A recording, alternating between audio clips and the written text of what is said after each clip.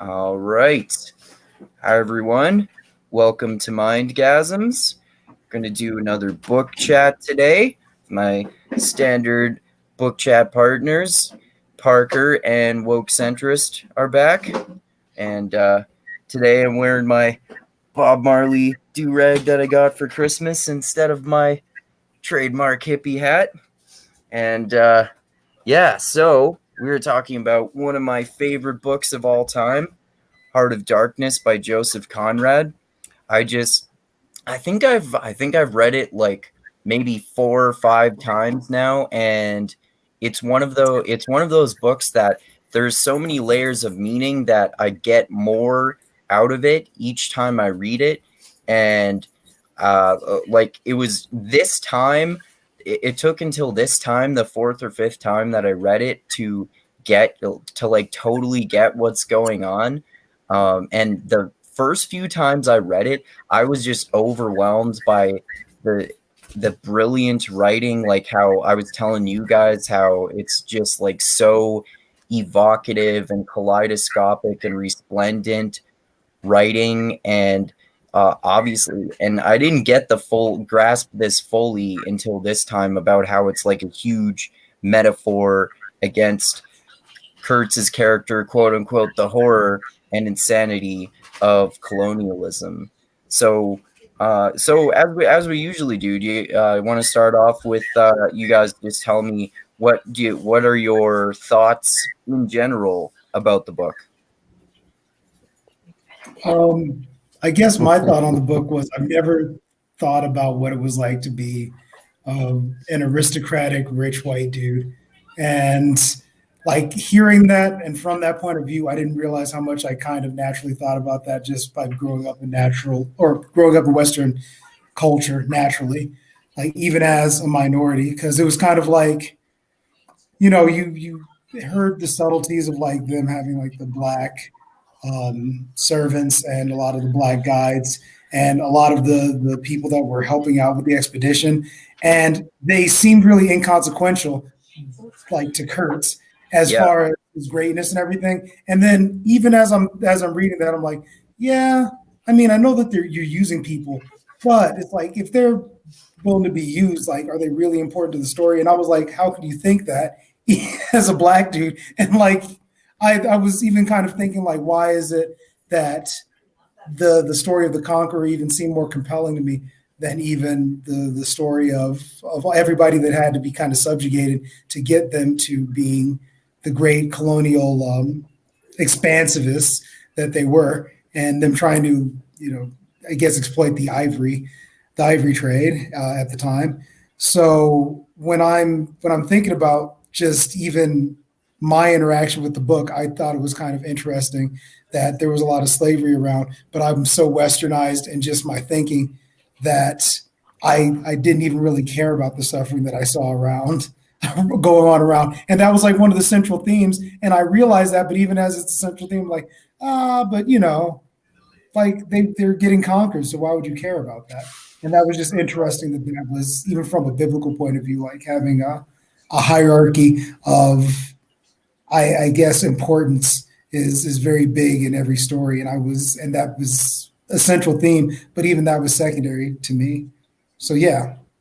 I think like one of the things that's interesting to me is the like how desensitized to the slavery around him the main character is. That's interesting that you have reaction because it's interesting that you have that reaction. That's like a little different from mine, even though obviously you're black and I'm not. But I just like it's just like the way that those scenes are described. Like to me, it's just like he's like offhandedly saying, "Oh, I just saw this. I saw this dead black guy with a bullet hole in his head," or like this guy's just getting beaten over there. Oh, I guess he did something wrong, and yeah, it's interesting in terms of like the different characters, how you mentioned like Kurtz, who they're building up so much throughout the story. We don't see him until the end, and then we see like how crazy he's gotten and all that. And yeah, I just think those aspects are interesting too. Um, but what did you think about the book in general, Dusty? Uh, yeah, it was a hard sell for me, man. Oh, really? Well, I think the biggest problem is that I enjoy the modernized adaptations far more. And now that you mentioned like the themes, I feel that the modernized adaptations hit more towards home than this original piece here. Um, I don't know if you must have read it because I listened to two audiobooks. The first was narrated by Scott Brick, which is one of the most prolific and horrible narrators of audiobooks. I do not like Scott Brick. Um, he's kind of like cilantro. You either love him or hate him, and I'm in the hate him crowd. And in this selection, for the entire narration, he adopted an unconvincing British accent, and I just could not, I couldn't do it. So about 30 minutes in, I went and tried to find another copy from the library, and I found another decent one. Oh yeah, Scott Brick By could definitely ruin this book, man. He can ruin any book. He's a terrible narrator. So the other narrator did pretty good. The thing about this book is like it's so much in Marlowe's brain that sometimes it's really hard to follow some things because man, does he over describe some things. Yeah, I know. So I'm just like listening along, and some of his elaborate descriptions and inner musings often lose me. And then, 20 seconds later, I'm like, what did he just say? And throughout this whole audio listening experience, I found myself rewinding this book a lot because it was very, very hard for me to concentrate on it for some reason.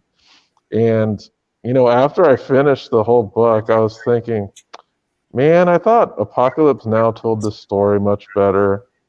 At least, Apocalypse Now did it in, a much more visual way, of course.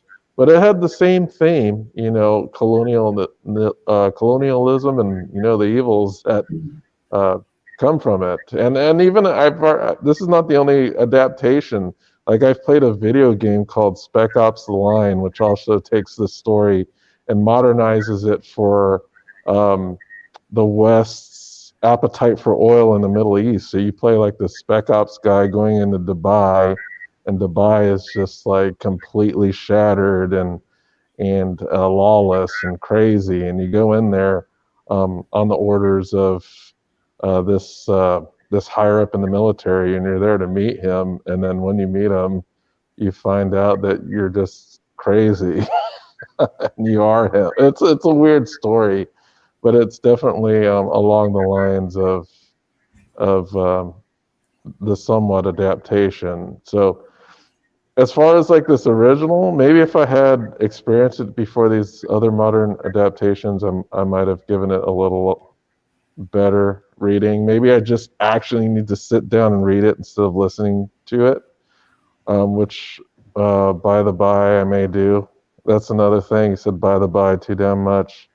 And it's like sometimes I was just like, man, this archaic language is getting to me. Oh, okay. But yeah, it's a good story. It's just that unfortunately I have experienced the more modernized versions of this story, and I just feel that those appeal to me more than this version. Okay.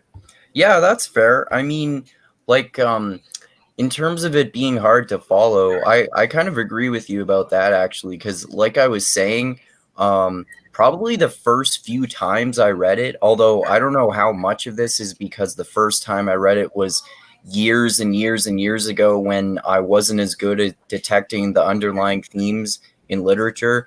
I still like I didn't really understand what was going on until maybe the third time I read it or so. But then like now that I understand it better, it makes it so much better to me. And also, like in terms of the language, I wonder if part of that is because we've talked before about how like I kind of just appreciate prose just for prose a little bit more than you. And I think like you mentioned, this might be one of those books that's better to like read physically or read an ebook copy too, for that reason, for the prose. I mean, I don't know, did you read it or did you listen to the audiobook, Parker? I listened to the audiobook, and Oh, okay.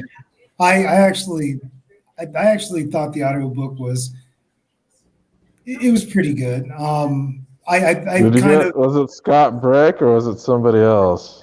I think it was Scott Brick. I mean, Yeah, like I yeah. said, I it was bet you guys like without Scott Brick would give the book like one more star probably. Well, no, I did listen didn't. to somebody else. If I had to listen to just the Scott Brick version, yeah, I would have dropped it a star. But I gave it a 3 because it Okay. wasn't super awesome, but it also wasn't bad. Oh, Like okay. it was like I could understand its merit for like how he puts a paragraph together. It's very flowery, descriptive, and the character is extremely introspective. But as for like the story and pacing, it was just not quite my style. That's fair. I mean, um also in terms of what you said about the more modern adaptations, yeah, I fucking love Apocalypse Now too. And of course we're doing a movie chat on that one soon too. I kind of timed that deliberately because I know that Apocalypse Now is like basically kind of a copy of the Heart of Darkness story. And that's another one though that I first watched that movie when I was way younger, like when I was a kid, maybe a teenager or something. So I totally missed all the underlying themes in that and how it was like pointing out the darkness and the satire of the Vietnam War.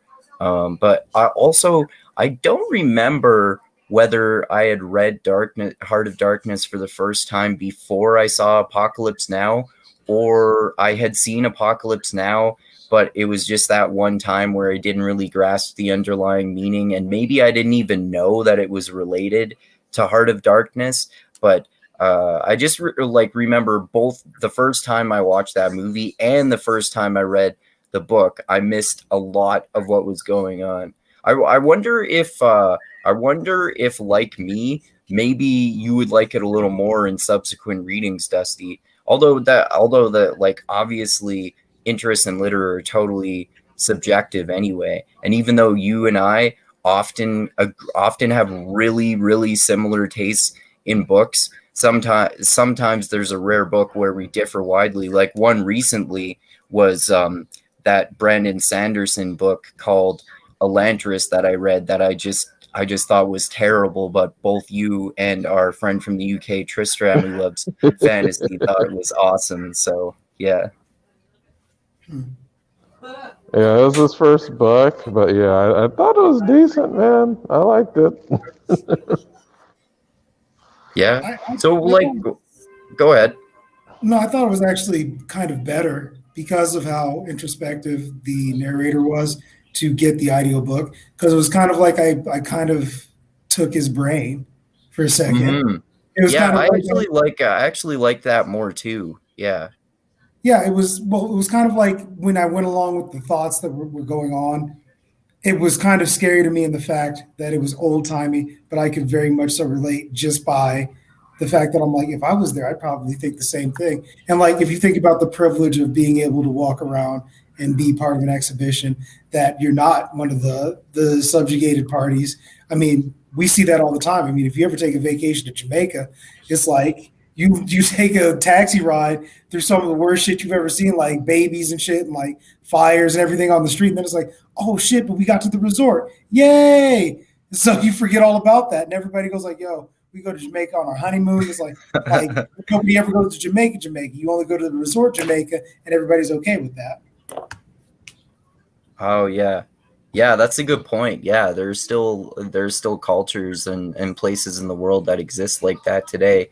And another interesting point related to that the book certainly points out is that still applies today is that like our perspective from Western culture, as you were mentioning earlier, it kind of like it kind of makes Dusty dropped out there. Hopefully he'll be back in a minute. But it kind of points out that our perspective from the point of Western culture, it kind of like we have to remember that it is our culture and it is different from other cultures, and we kind of become just like used to it. So we don't think that we don't like we need to be reminded sometimes that there are other parts of the world where it's very different from the way we live today, and from the way we live here in Western culture, just in terms of those other parts of the world, like you mentioned.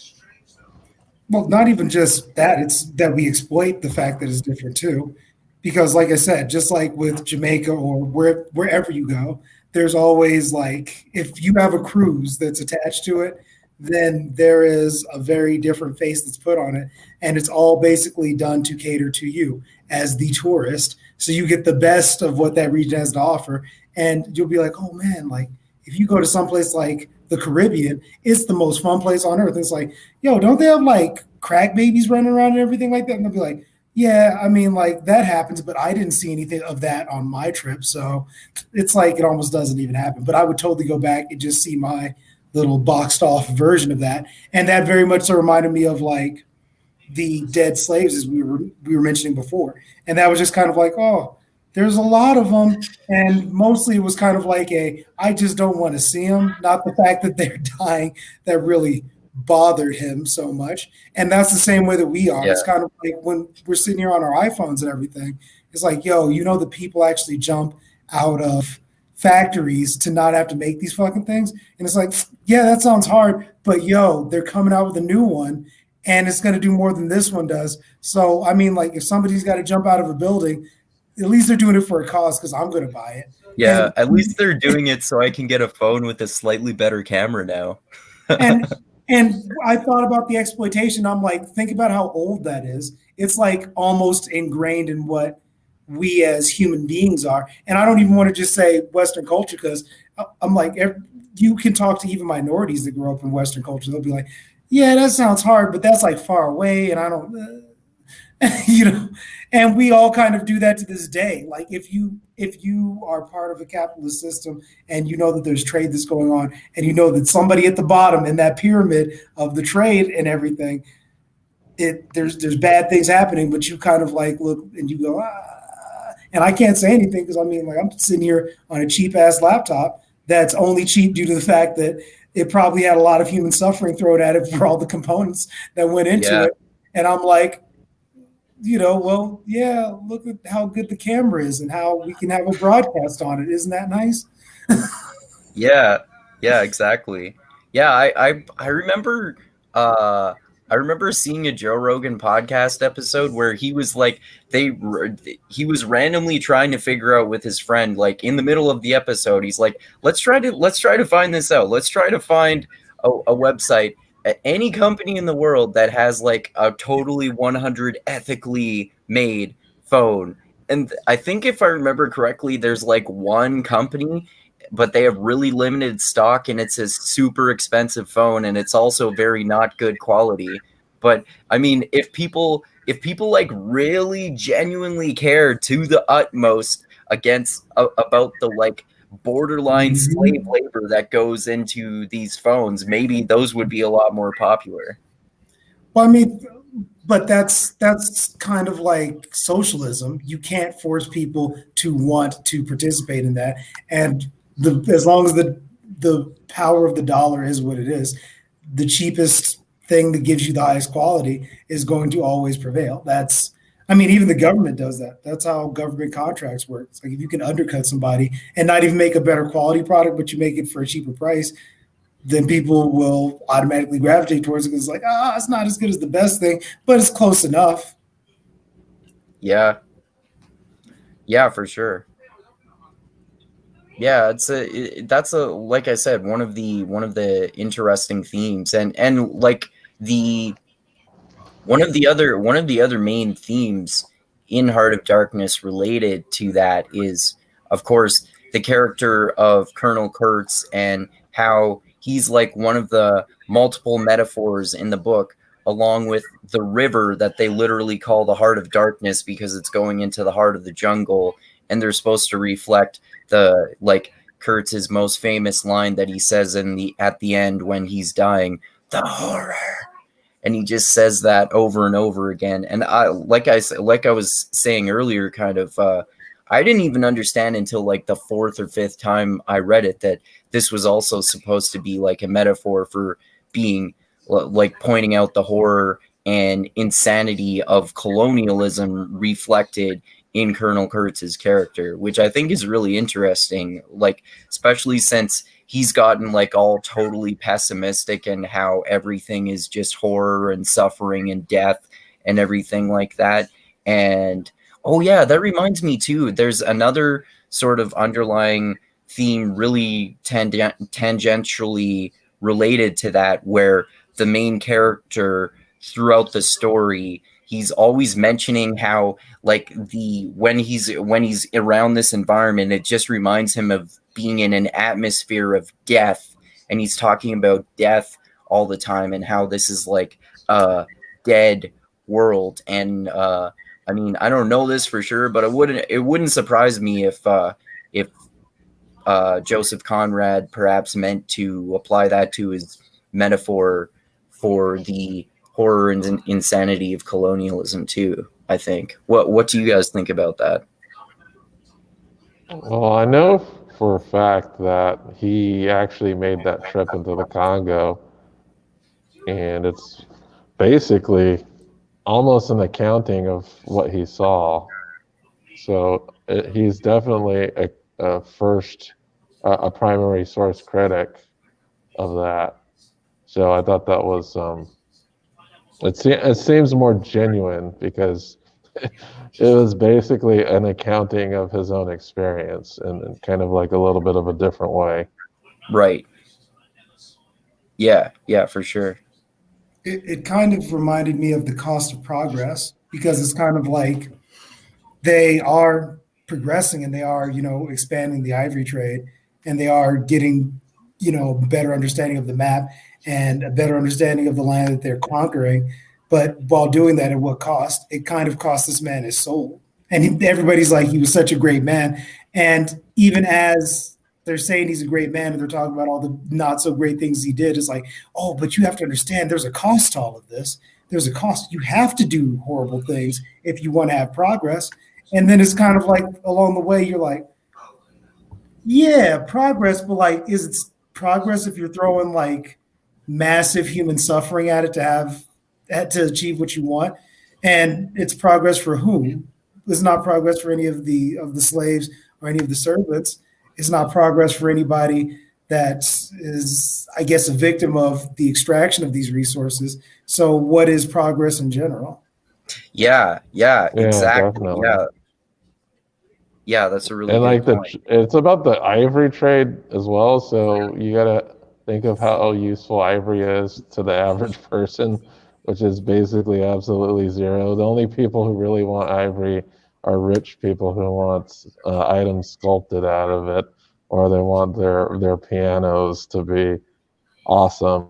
It's not really a practical thing that the everyday person could use that kind of pushes technology along. It's Yeah, just the thing that yeah, rich people desire. yeah. That's an important point too. Like the progress of colonialism is basically mostly for like the upper class elite who run things like the ivory trade to mostly just benefit themselves, right? That's Yeah, right. I mean, it's kind of like enriching and it's adding culture to one culture by taking it away from another. And it's not even a useful thing. It's like I'm willing to do everything to extract a plaything from your culture, even extract your life, just to expand what my version of wealth or my version of value is. So it's almost like being so selfish that you don't even realize that you're destroying so many things around it. It's almost like another version of Frankenstein's monster, except it's, colonialism and it's in your face. Yeah. Yeah, for sure. We should talk about Frankenstein at some point, by the way. I actually read that for the first time last year, I think, and oh, wow, I thought it was just brilliant. I had no idea because I had only seen movie adaptations before then. I had no idea how much better the book was than any movie adaptation I've seen, because it's like mostly from the perspective of Frankenstein's monster, and it's mostly about what it's like to be a monster and to be seen as a monster by the world when you have no reference point and you were just brought into the world against your will, so you don't understand why people are seeing you as a monster. Mm-hmm. I mean, the best part about Frankenstein's monster is you kind of see that Frankenstein is Dr. Frankenstein is actually the monster, and the fact that it's kind of unfair that just due to his own, I guess, vanity, not even vanity, I'd say narcissism, like it's beyond vanity, the fact that he wanted to be a god and he doesn't care about the life of the being that he actually made, and he didn't care about society and the fact that he had to take things from society to even make the monster in the first place. I mean, he was going around and robbing graves to like make that monster even be possible. And then on top of that, when the monster is revealed to everybody, he didn't think about the ramifications of trying to play God or what that would mean, or what, I mean, it becomes an existential crisis for the monster at that point. Like, what am I here for if all I'm going to do is essentially be this freak and this dude just wanted to have a plaything? That's why I even compared Heart of Darkness to Frankenstein, because it was nothing but an exercise in Frankenstein's vanity to make that monster, just as the ivory trade was nothing but a vanity to whomever wanted to consume that ivory and who was ever along that trade route in the Heart of Darkness. So when you think about the two of them together, they made a net negative for everybody else that was involved in their exercise. But at the end of it, it was all just this vanity thing. It was like, oh yeah, I just wanted to do it just so that I could say that I could. And who did it really benefit? It didn't benefit the monster. It didn't benefit any of the people that were in the region that the ivory was being extracted from. So how exactly are these people, like, why would you want to do something that in all is going to be a net negative if you really thought about it all? Yeah, totally. Like that's basically another one of the meanings of the title Heart of Darkness. You basically you have to have this heart of darkness to be able to perpetuate things like colonialism without thinking about the consequences to the people you're exploiting, in the same way as you were just saying there, in the same way as Frankenstein just doesn't even seem to consider the consequences of just playing God and creating this creature without understanding that it's going to be brought into the world and basically be exploited, because people will see it as a monster even though it was not necessarily designed to be a monster. Yeah, I mean, you have to think about the consequences of what your vanity is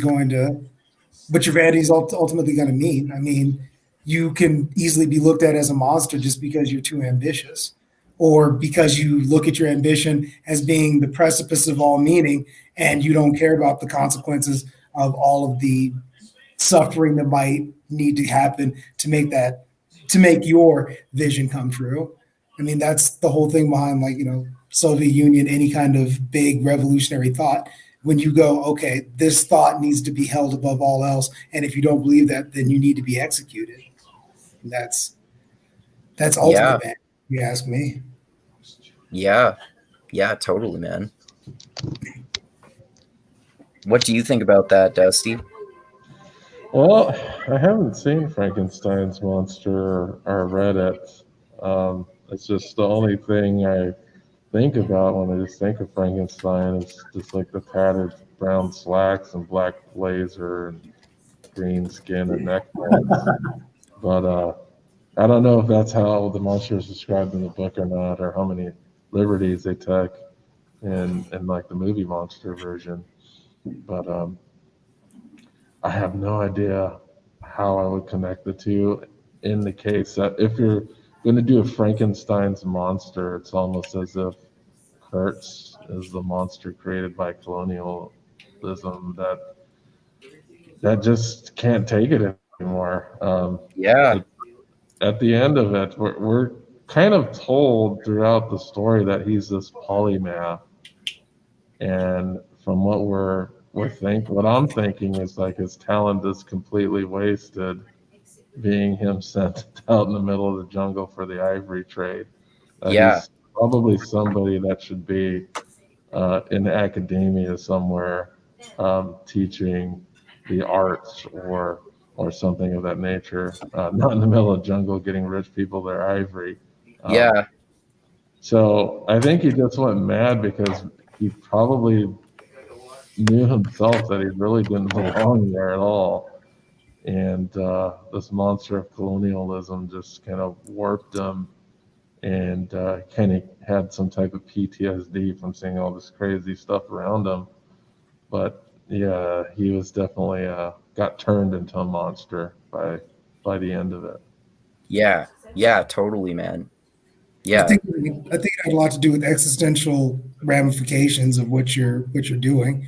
Because as a person, like I think it's taking yourself as a person and putting an ideal above yourself as a person, and that can ultimately destroy you.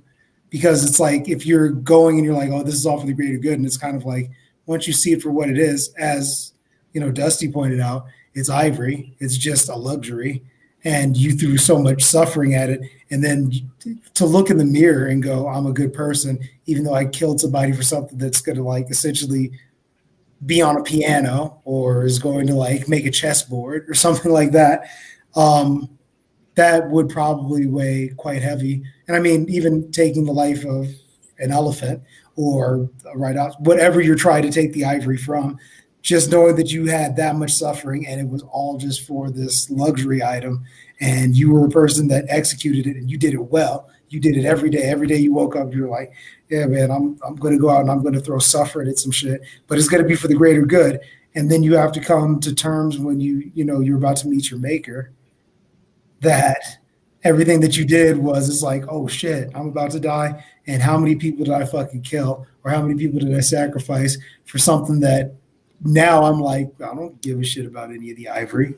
I don't care about any of the shit that I extracted from this entire expedition, but I threw a lot of suffering at it. And now I have to live with myself, or I guess die with myself.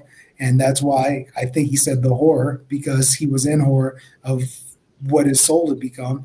I think it's when you finally have to face yourself, when you're finally coming home, or you're finally being back as part of the universe. You know what the fuck's going on. You know if you were doing right or if you were doing wrong. And I think that was a big thing about the theme of the book itself, was just, do you have your ideal be so powerful within yourself that it can actually destroy your soul, and really think very hard about what ideals you're trying to execute, because they do become your soul. Yeah, I also think just thinking about what happened to him in the end could also be a story about absolute power corrupting, because in the end, we're told that basically was a god, or treated like a god amongst the natives. So it's possible with his intellect and him having the absolute power to do whatever he wanted to do, that both of those things clashing just destroyed him. Because I knew we were told kind of in a roundabout way that he had some type of brutal rule there, where he had some heads on spikes there. So we know that he was probably pretty brutal and savage in his ways. So the Yeah. whole picture isn't explicitly painted for us, but we could see that he probably did some things that were pretty Yeah. unspeakable. Yeah, like you can kind of understand how at the very end of the book, when the main character's telling Kurtz's wife that he died, he doesn't tell her the truth about what his last words were, because obviously he doesn't want to tell her, well, his last words were repeatedly whispering in horror, the horror. He said your name for his last words. That's what he said. And I think that was even kind of poetic in the fact that we see evil, but we just kind of we'll tell a story and we'll let it go on. Yeah. And there's nobody that was sitting there going like, yo, man, I know that we all got some ivory and everything, but that was some gangster shit. That was what we all needed to have happen. Everybody that was kind of involved was kind of like, yo, this was horrific. This dude was kind of a horrific dude. And everybody that said that he was a great man was kind of like getting a little shaky when they're like, well, he did this. And that shit was horrible. But, yo, man, you got to understand, like, he had a reason to do all that. And then when you really think about it, like, did he? And then even covering it up at the end, going like, yo, we all know that if it was really a righteous kind of mission, why would you have to lie for somebody? I mean, in the first place. And it also speaks to what's our soul about, and the fact that we kind of look at a lie as being even the noble thing to do. Yeah, for sure. That concept of the noble lie is really interesting. Like it reminds me of the Dark Knight Christopher Nolan movies, actually, like how at the end of the Dark Knight, Batman and Lieutenant Gordon decide to construct this noble lie of how Batman killed Harvey Dent, rather than that basically the Joker destroyed him and turned him into Two-Face, and he kind of ended up accidentally killing himself because they didn't want people to know that even the best of them was corrupted and destroyed by the Joker. And that's actually a good metaphor for Kurtz in Heart of Darkness too. Harvey Dent, how he becomes Two-Face because he's corrupted by the Joker. If you want to make like an analogy to that, you could say that the Joker is colonialism, basically, if you compare those two stories. Yeah, colonialism plus the absolute power that he gains. Yeah, exactly. Well, I mean, and I think it was kind of the Joker. I don't know if you could really go with that, because he was kind of a chaos figure. And it sounds like that's true. That's true. He's very chaotic for sure. Yeah. Well, I mean, I could definitely see like how, well, maybe you could say the Joker could metaphorically be the situation, and him being a scholar and being thrown into a situation like that and trying to impose colonialism, i.e. Harvey Dent trying to put justice upon the Joker, and then the Joker ultimately winning in the end, and, making him so he was an unjust figure. So, I mean, I guess maybe Kurtz came out there with, it sounds like, as we all said, he was a scholar and he had a lot of acumen about him. So maybe he went in there with the utmost and best intentions of his Western scholarly thought process, but the chaos of just being out there and just the fact that there was so much death and chaos and horrific things that were happening, maybe that's what ultimately, took him down into the heart of darkness, so to speak. Yeah, well said, for sure. Yeah, that's a good point about the Joker too, because the colonialism is less chaotic than the Joker for sure, because especially because he's chaos for the purpose of chaos, to turn people's moral compasses on their head and show that they're full of shit, basically, and to corrupt people. And you could say that colonialism corrupts Kurtz in a similar way that the Joker corrupts Harvey Dent, but, well, I guess maybe a similar way in terms of insanity and darkness, but it's much more organized with a specific purpose in mind, and a specific, exquisitely detailed purpose. I'd agree with that. Yeah. I mean, Hmm. But what? But I don't know. What would the ultimate purpose of colonialism then be? Like, I don't. I mean, would it be to impose order upon a chaotic like land, or would it be to I just guess exploit? I think like maybe like one of the main goals of colonialism was kind of like to civilize the entire world in the way that the Western world was civilized, kind of, right? I guess you don't really see that aspect of that as much in Heart of Darkness, though, because you don't see them like in this jungle out there civilizing people. They're just using the people for slaves to get their ivory. So obviously that was a huge aspect of colonialism too, just exploiting people to get these goods that you want too. So yeah, I mean, I don't know what do you guys think of that? I think it's solely about the resource extraction, and um, like in the story, none of the elites are featured. None of the people who are really profiting. I guess the managers maybe.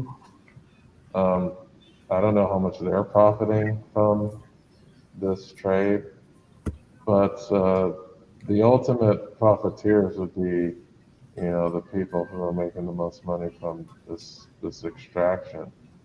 And it looks like what Marlowe was looking for adventure. He didn't know what he was getting himself into. But once he got there, there's this like big disconnect from being on the ground and witnessing the horror than making money from the horror. And this is just a reality today. There's the people who eat the factory farm food and the people who don't know how the factory farm food is, like how much suffering it causes on animals and whatnot. I'm fully aware of this. I still buy shit from the grocery store.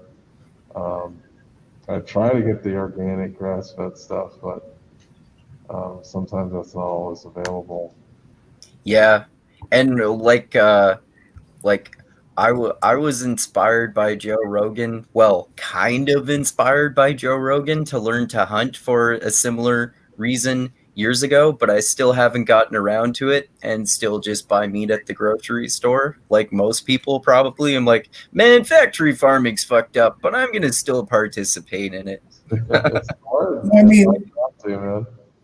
well, I mean, the thing is it's the convenience, and it is kind of a modern miracle that we can Mhm. get that much plenty. I mean, it's not the best for you, of course, but I mean, that's if you ask me, that's all part of how we're going to have a next level kind of elitism thing, where I think that there's going to be people that are going to be like in health, in extreme health, and there's going to be people in like extreme not health.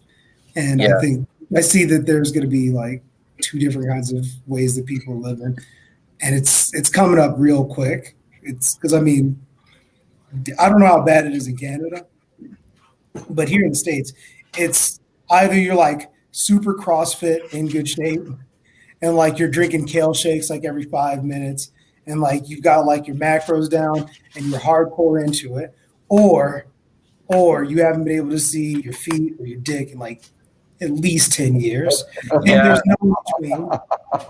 Like like that's what we are, man. And I can see it. I can just see that there's gonna be elite. There's gonna be people that are gonna be like, yo, man, like we climb mountains and shit, and like this is no problem. And as a matter of fact, to get to Mount like Bicepius, like you have to like climb on the side of this mountain, and then we're gonna make like a better society up here. And then all the peons are gonna be down here eating McDonald's and being happy. They're gonna be happy and they're gonna be stupid. It's gonna be great. And like you can't see that. Can nobody else see this?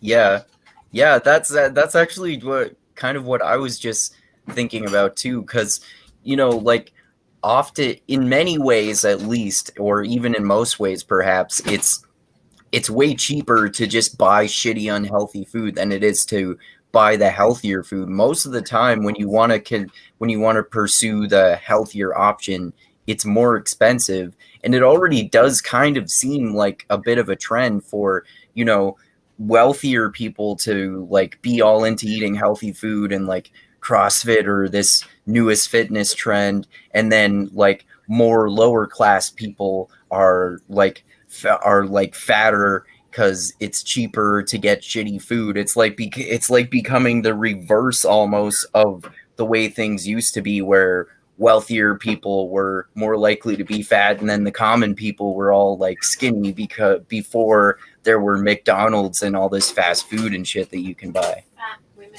Oh yeah, it's like have you seen that movie Elysium? Yeah. I'm definitely seeing that happen, and I'm like, yo, man, they're gonna keep all like the fat people on just Earth, and then they're just gonna be like, yo, man, yo, you do push-ups and everything, and like you read and shit. Yo, we got a place for you, man. Yep. Yeah, man. Yeah, that's totally how it could eventually become, right? It could eventually be the case that, we're just going to destroy the planet, and we kind of fucked it up. So we're going to build this like kind of space station, and only the rich people can live there because there's limited space, and the rest of you, fuck you. It doesn't matter. It's like there's plenty. There's literally billions of you fuckers going around down there. It's like one dies, like there's probably another one that does just the same thing. It's almost like nothing's even happening. Yeah. Yeah, exactly. Oh man, we are awful. I don't know, man. I'm thinking we're gonna have to even shit out. I was thinking about it real hard, and it was easier for our parents because there were like world wars and shit before they came around. But we haven't had a culling yet. I thought that COVID would do it, but it's not taking out enough people. So I'm thinking it's getting kind of hot. I'm thinking World War. And I'm okay with that because I'm a little too old. I don't know, maybe I might still have to fight it if it's like within the next 3 years. But after that, I'm like free and clear, and I'll just like watch from afar and go like, that looks hard with my binoculars. But I'm thinking that's what we need. Like I'm feeling like everything's a little tense, and people are focused a little too hard on like social justice. We need real things to be afraid of. We don't have like Russians breathing down our neck, making us think about the way that they're gonna like fuck us up. So I don't know. Thinking we need to have that happen. It's too bad that COVID didn't do that, like you said. Like we could have used COVID to acknowledge our common humanity and unite us all together and stuff, but it got politicized instead. Oh yeah, that's when you don't have any real challenges. That's what the fuck happens. Like 9/11 was great because that was the most I ever saw people go like, yo, that was fucked up. We all need to like get together and like fight against those guys. I don't know who they are. And you can just point at anybody at this point. I'm going to probably be mad at any Middle Eastern country they're the bad guys. Yeah. That's right. Like, they look really different. They talk funny. That had to be them. Yep. I guess someone could so easily take that clip out of context. 9/11 was great. Hey man, it brought a lot of people together. Like I remember like right around that time, like being in New York, people would like, it was still jam packed and it was still like tense like it is now. But people would actually like go like, hey, watch your step out there. They didn't openly like say fuck you and like spit at you like from their chat window. Yeah. They do like just last year. And well, actually, it's okay now. Like, say what you want to say about Rudy Giuliani. It's not like the 70s because that shit was fucked up. They put Disney in the middle of Times Square. They used to actually have people doing fucking heroin right in the middle of Times Square. And now, it's like fucking Disney World. So yeah, big ups. Rich people move to Manhattan. Yeah. It's because everybody got gentrified off the island. Damn straight. Shout out to Rudy Jules. Shout out to Rudy Jules. We're cracking motherfuckers upside down with nightsticks and making it a safe place to be again. Everybody moved to Camden. Oh yeah, New Jersey. That's New Jersey is where like everybody that was a scumbag was going like, yeah, it was good back in the day. They look with binoculars like, it's coming back.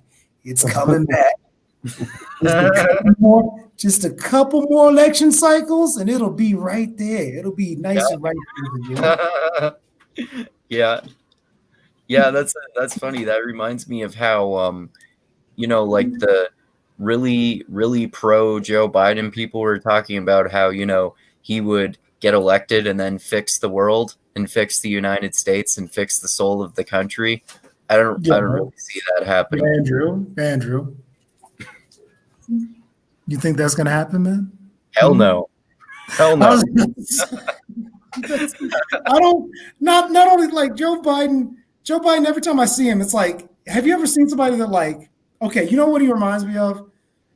I don't know if you remember the Michael Jackson interview where like he had just like lied directly to everybody, and everybody was like, "Yo, Michael, how many plastic surgeries have you had?" He's like, "I only had 2, and those were just to help my breathing with my nose." And everybody's like, "Motherfucker, we saw you.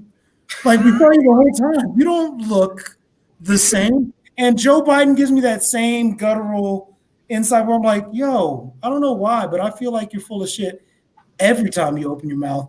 And then he goes along and he like proves it like almost every single time he like says something like and he kind of like sidestep shit like the whole Hunter Biden thing. Like let's say it's a hoax, right? Let's say it's a hoax. If it's a hoax, first off, why do you have the FBI like looking at your shit? Second off, why is it that you like kind of just sidestep it and just like cha-cha-cha and slide off the stage instead of just going, yo, no, it's absolutely a lie. Like you can't say that it's a lie. You just like slide off and just kind of go, oh, Russian disinformation.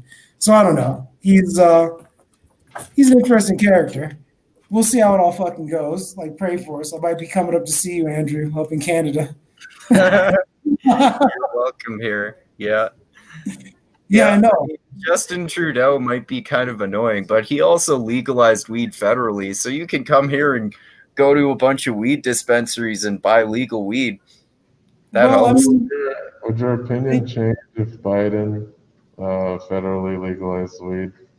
No. I might.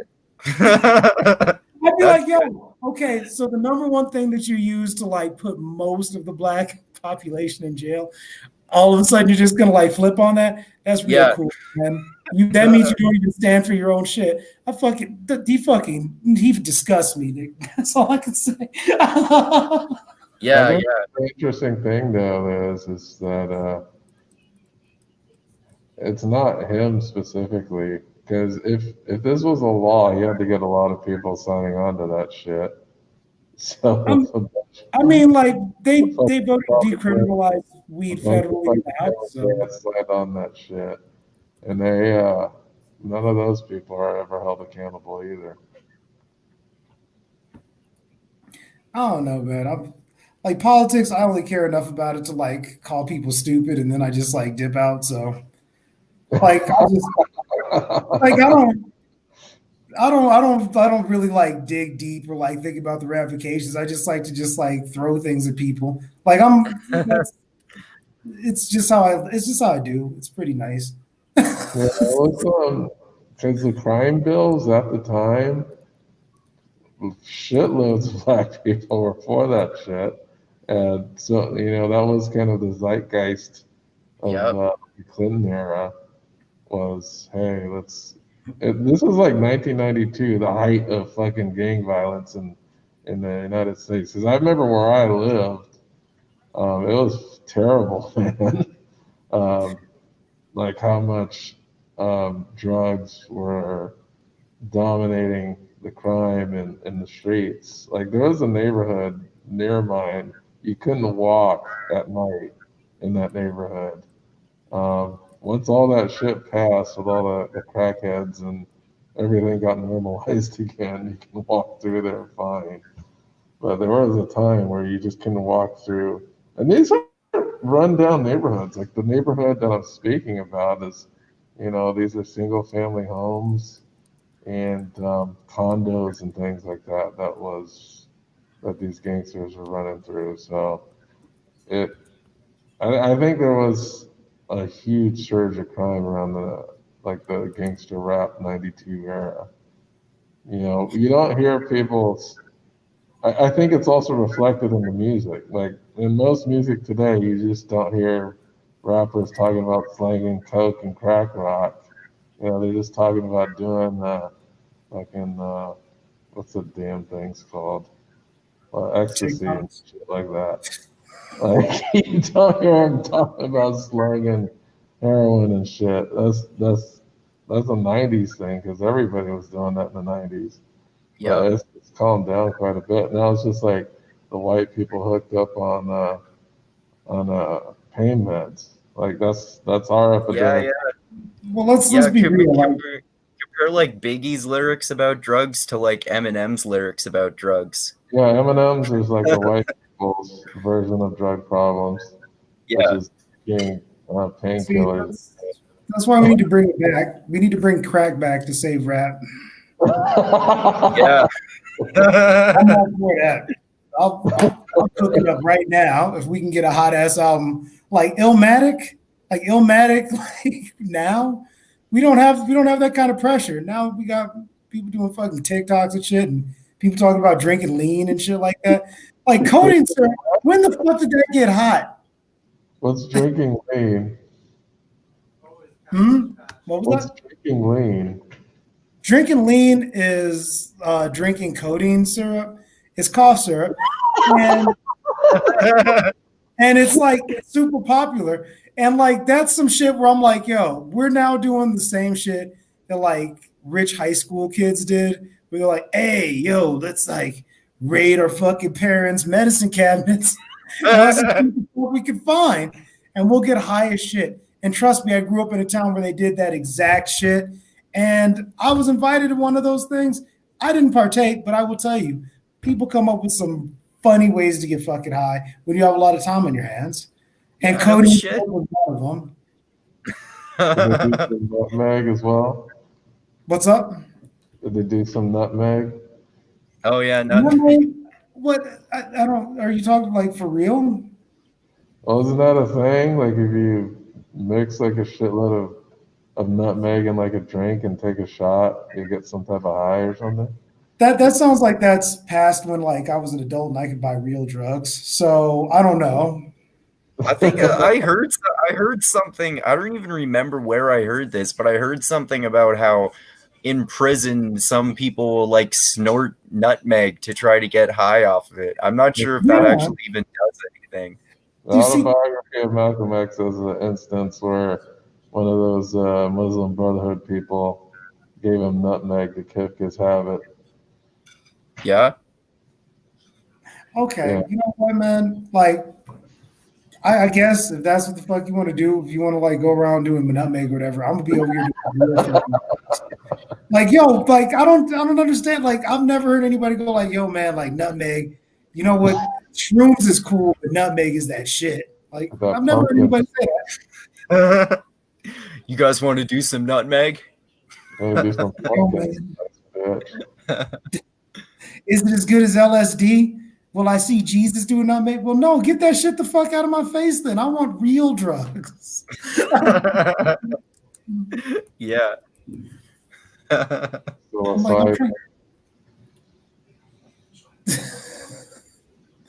don't know. What would be a good drug for Kurt to be under to maybe get him out of the horror phase he had? I'd definitely. He needs some weed and he needs some mushrooms. I would have probably gone with LSD. He seemed like he'd need something that was just a little bit more to the point for him. Yeah. I dropped it sized. Kurt might have had a whole different lease on life. He'd probably be like, yo, like, why are we killing everybody? Yeah. We could hopefully just, I don't know, like set up some speakers, like yeah. have some bongos out here. It's hot. Like yeah. Reggae fest. He would have probably thought about the first reggae fest and wouldn't have thought about, you know, like knocking fucking black people upside the head and fucking. Yeah, he would have started the first reggae fest and had them all join and like make the first black musicians too. Well, and that would be capitalist because I mean, I don't know anybody except for like rich white kids that love reggae fests more. That's funny. That's also so ironic because I'm wearing a Bob Marley do-rag too. No, that's just a Colorado joke. We've got a festival called Reggae on the Rocks.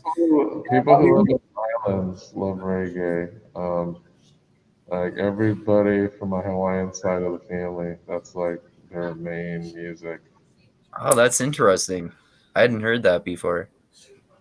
Yeah, Hawaii? even if you, well, I wouldn't say Puerto Rico, but if you go to Puerto Rico, it's reggaeton, which is basically kind of like an offshoot of reggae in a way. So all the Caribbean, like all the Caribbean islands, that's all the fuck they listen to is this reggae type shit. Oh, You only okay. have to be in Jamaica. You just have to be on some island somewhere. And Hawaii is nowhere near the Caribbean, but you go there and they're playing reggae all day over there. That's funny. Hmm.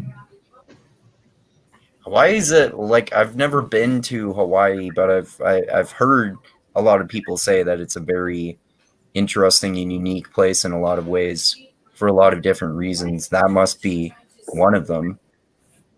Yeah, it's a very chill, slow-moving place. I think maximum speed on the highways, I think, is like 50 miles an hour. On the highway? Yeah, Wow. Well, it's an island, so it's not like you can go a lot of places. Yeah, yes. it's slow though. 50 miles an hour. That's just I like I get to drive that fast on streets here that have just like stoplights and shit. Yeah, I know. I know. Here too. So I was like, man, I don't know how I'd be over there. Hopefully they wouldn't stop me a bunch of times. Right. Hmm. I don't know, man. Being on an island, I'd hate that sense of just not being able to escape. Because I'd be like, yo, if shit goes down, if there's a zombie apocalypse, like, does Yeah. this give me enough everything that I need to sustain myself? Yeah, Or but we have to get medieval? Better get to You a think? fucking boat if there's a zombie apocalypse, man. you'd be safer owning a boat than living on land somewhere.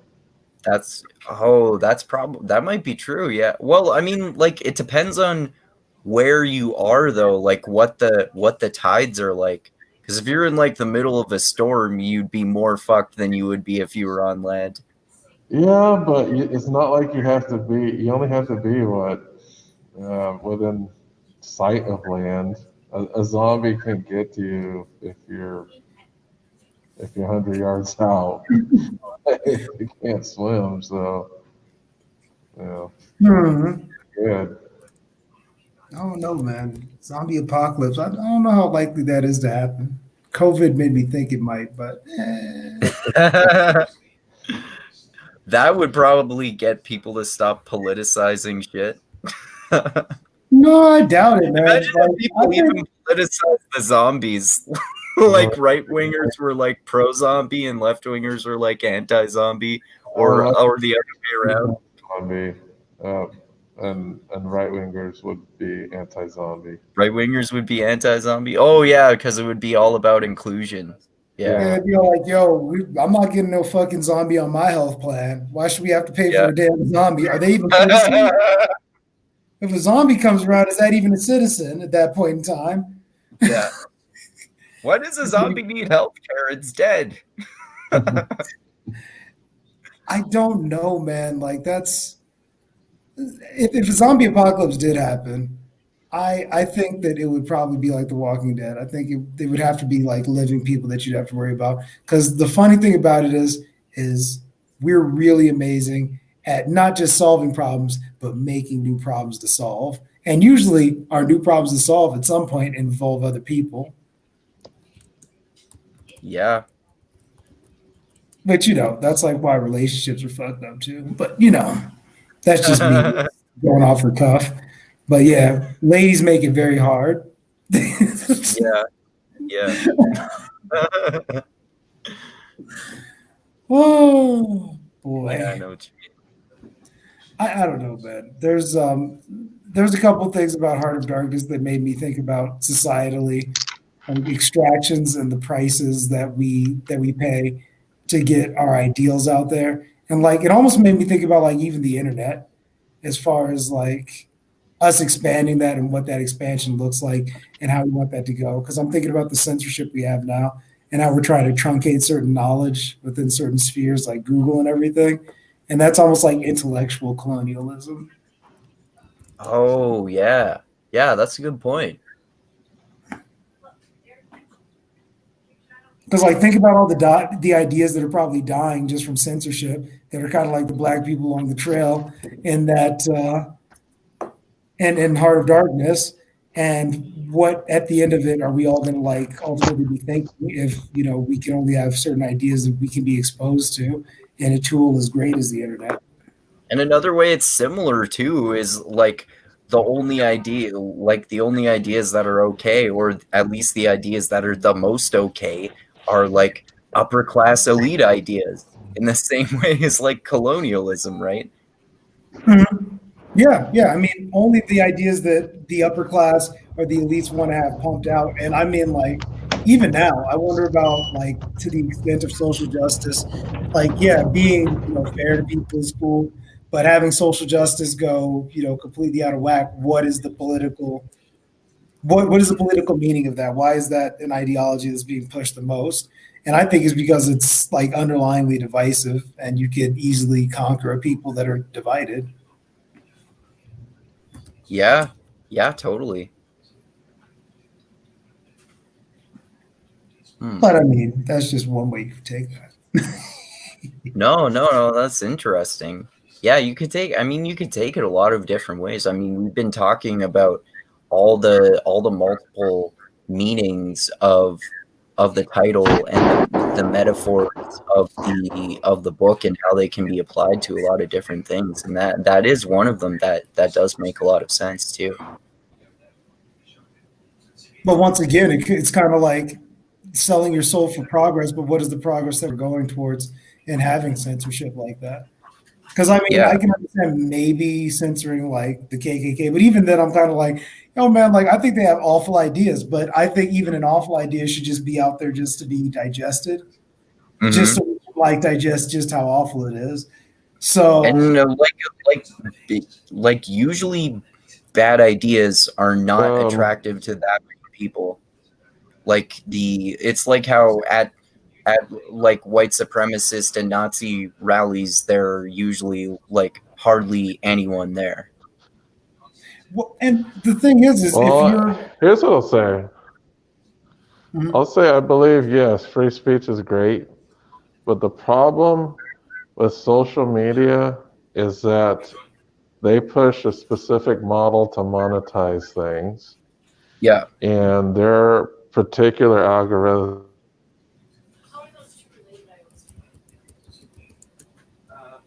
uh, I think you cut out there, Dusty. not so big. He blew up because the social media algorithms pushed him out there because his shit was making money not only for Alex Jones but for all the advertisers attached to all the social media platforms. The problem with that is it's not organic. So what happens is all of these wackos and crazies get pushed to the forefront, and I guess that's the biggest problem is because there's no transparency in how these companies push crazy people out in the forefront, and now they're trying to go back and fix like all this the social media censorship that you see. It's them secretly um, taking responsibility for the bullshit that they peddled for money previous to that.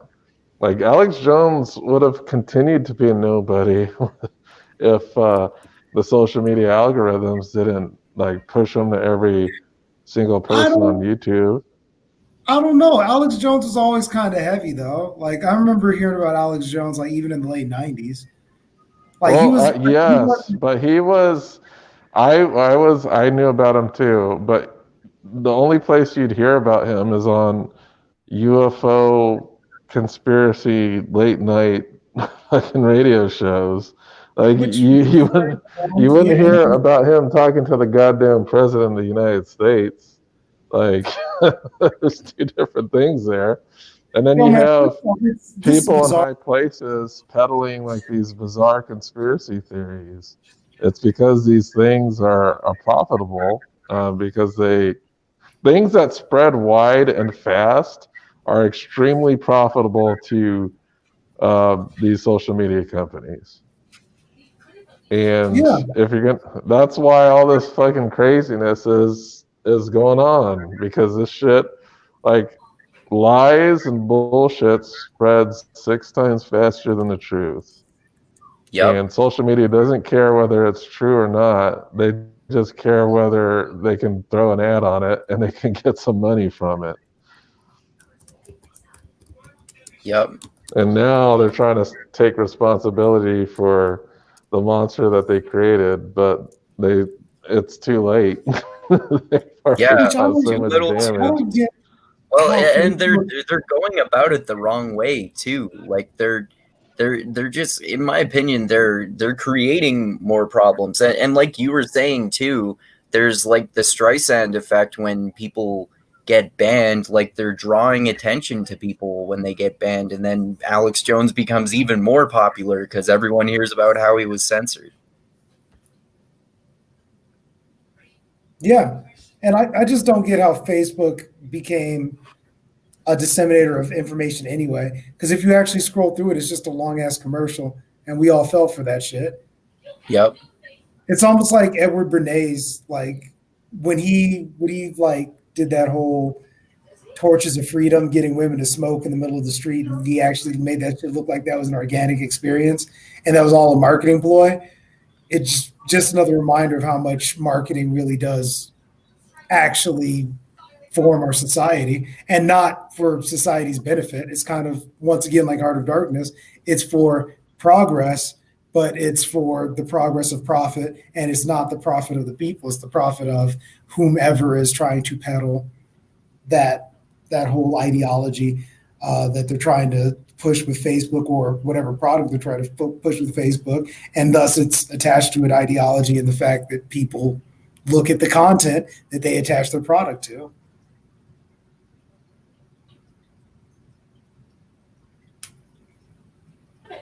Yeah, totally, man. Yeah, like Agreed.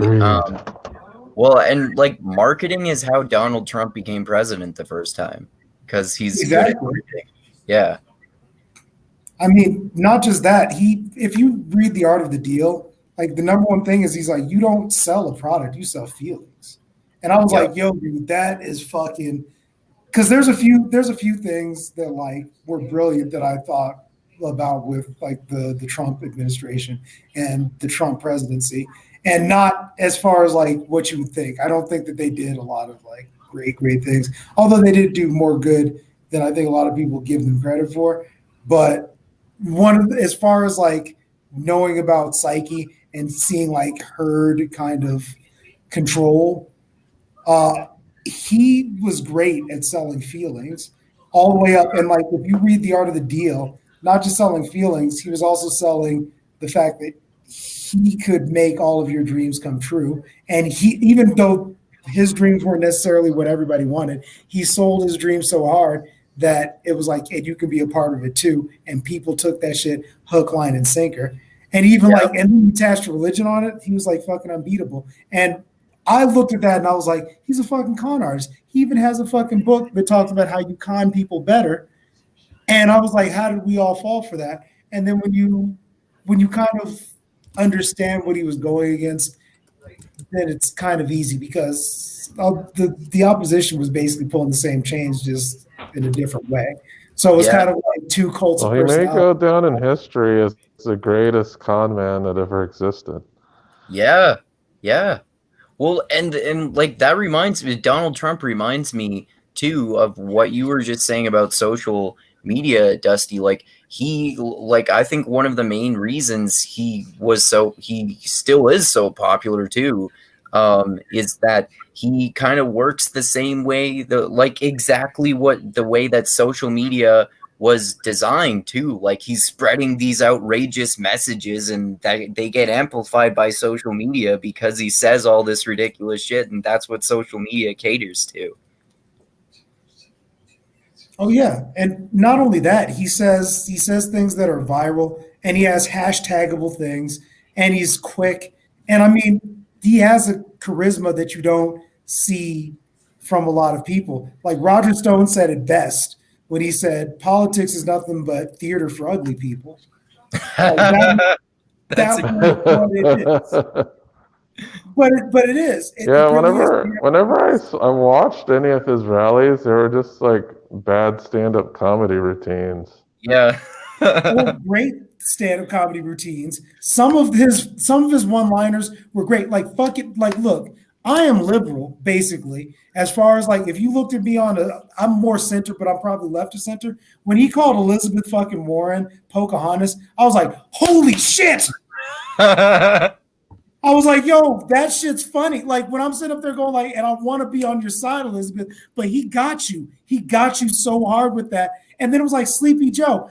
He has his lines are so prolific that even motherfuckers that don't like him will use that shit. Sleepy Joe is still around, and people don't even want to call fucking Joe Biden that shit. That shit came from Trump, and they just go like, yo, but he said Sleepy Joe. That's how charismatic. Do you understand how much charisma that takes to have people that don't even fucking like you still use your shit? Think about that. Yeah. He does that, and he does it. Rocket And he does Man. it. What's up? When he called Kim Rocket Kim Jong-un Man on Twitter. Yeah, he called him Rocket Yeah. Man. Yo, I saw T-shirts of that shit on Redbubble the next fucking day. Really? Wow. Yo, like, think about that. Even when motherfuckers don't like him, you have to give, and that's why he had that cult. And the thing about it is like Democrats are trying to pull the Obama lever, which Obama made it politically salient to do identity politics and pull that extra hard because it was like when Obama was saying some shit that didn't make any sense, everybody was like, yo, dog, like, what do you mean you don't have a foreign policy? And then he's like, yeah, we don't have one. It's like, that sounds kind of retarded. People are like, racist. And then they try to pull that. That's why if there's a major political kind of like anything that's happened, they will always go with the minority because they found out you can make people shut the fuck up if you say you're an ist. It's like if it's a woman, you're sexist. If you're a racist, you're bigoted in some kind of way, and I don't have to any longer like deal with your argument because I can just pull that. And it's kind of like what Donald Trump said. You're selling a feeling. The thing about it is when they're selling that feeling, they know that there are certain people that's going to appeal to, but even to the people that it's supposed to appeal to, like, I'm black, and that sounds really nice for somebody to like stroke my ego and go, oh my gosh, you're black and you must have been downtrodden. Let's give you shit. And I'll be like, yeah, I deserve it. But I would know that it's not real. I'm like, if you grew up or if you were born past 1980 and you're like, I was oppressed, I'm like, no, you weren't. Shut up. You're an asshole. You weren't really, not the same kind of oppression that everybody before you was dealing with. There's no way. I was like, if you grew up and you can actually remember like not being able to drive and you saw the Fresh Prince of Bel-Air, you know that shit was different for you. It just was like the whole portrayal of just being a black person in America or just being a black person within Western culture wasn't the same. So you can't say that you have that same kind of existence, but you're still trying to push this narrative that you have all this fucking oppression. Like it doesn't gel. And if you're trying to do that, that means that you're just a lazy fuck that just wants to take political advantage of something. And like I said, people get mad at Trump because he made a cult of personality. But the same thing happened on the Democratic side. They just didn't like it when somebody did the same shit to them. Yeah. Well, and they're not as good at creating cults of personalities. Like a cult of personality around Joe Biden. Can you imagine that? He's not as smooth. That's not a good idea. Well, it's not only is it not a good idea, he's not as smooth. Like you could do that with an Obama because Obama, even though he didn't really say, if you ask me, he didn't say all that much, but he had a certain way about him. And he was like, let's be real, he was kind of cool. People thought that Obama was cool. Yeah. So, that's at the end of the day, that's what he pulled as far as the lever. Like, I can't look at Joe Biden and there's no universe where I look at that dude and I'm like, yo, man, I want to fucking like hang out with that guy. Like he seems like he's very much so just like pencil pushery. And the only time that's like a grandpa. Like no one wants to hang out with a grandpa. Yeah. But the only time he looked cool ever was when Obama was around him, and he only looked cool because Obama was like, it was like, how like the bromance, the memes. What's up? It was the bromance memes. Yeah, exactly.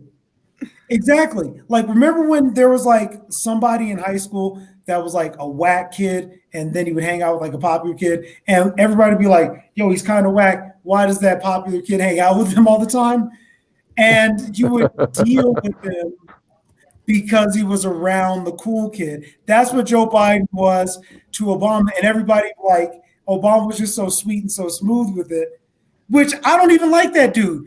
But he was smooth. He did do what the fuck he was supposed to do well. Like people still talk about how cool that dude is to this day, which is something else I don't like about fucking Democrats because that's a fucking out of the Clinton playbook. That was a Bill Clinton thing. It was like, nigga, all I had to do was play a fucking saxophone, and these motherfuckers loved me.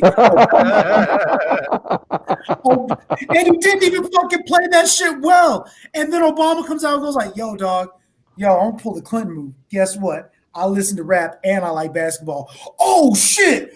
Oh shit! You must be an honorary black person. Yo, wait a second. Well, I know in his book, he used to listen to actually Eminem before doing speeches. All right. Really? He used to listen to Mom Spaghetti like before he had to do like an important speech or some shit. Oh, that's pretty cool. Exactly. You see that? You see how you just said that's pretty fucking cool? That's yeah, I know, right? Don't that fall was for just that my shit. natural reaction. Exactly. They go off of your feeling because in deep in your heart, you go like, yo, that shit's kind of ill. I can relate to that. And then it's like, then they do shit like raise your taxes underneath your nose. And you're like, no, that's cool though. Because that cool I did that shit. Oh, that's funny. And then we're only gonna get $600, so I'm disappointed. Yeah. Look, man, this is the thing about it. If you're gonna start giving out money and everything, you should have known it was gonna come to this point where they were gonna start slashing shit, especially since people got their way. People wanted Joe Biden to be in, and I don't think it was people that had necessarily like the common man's best interest at heart. And they got what they wanted. I was like, shut the fuck. This is hush money. This is money. So you shut the fuck up. You stop asking us for shit, and we can say that we did some shit for you. It was hush money. You hear that? You hear that? Dusty's moving a body right now. Yeah. It's like you see that people got to have side hustles. See that? That's the kind of pressure people are living under right now. During podcasts, he's already got a side hustle, and on top of that, he's out here doing his hitman thing as another side hustle on top of his side hustle. Wow, man, that sounds like a lot of work. I mean, jack of all trade, master of none, right? Well, I wanted some, because if they were to give us the 1,200, that was going to be some new rims and some lowering springs for my ride. Now I got to just settle for my coilovers. I'm not going to get my new rims. Oh, that sucks. Buy stocks, man. Just while they're nice and cheap, because I'm telling you, man, I don't know when this shit is going down, or buy gold. That's what Alex Jones says. Buy gold. Oh, Bitcoin is doing well. I doubled my portfolio, so I'm debating whether I should extract some funds from my Bitcoin portfolio. I think you forgot to mute one of your profiles that are logged down there.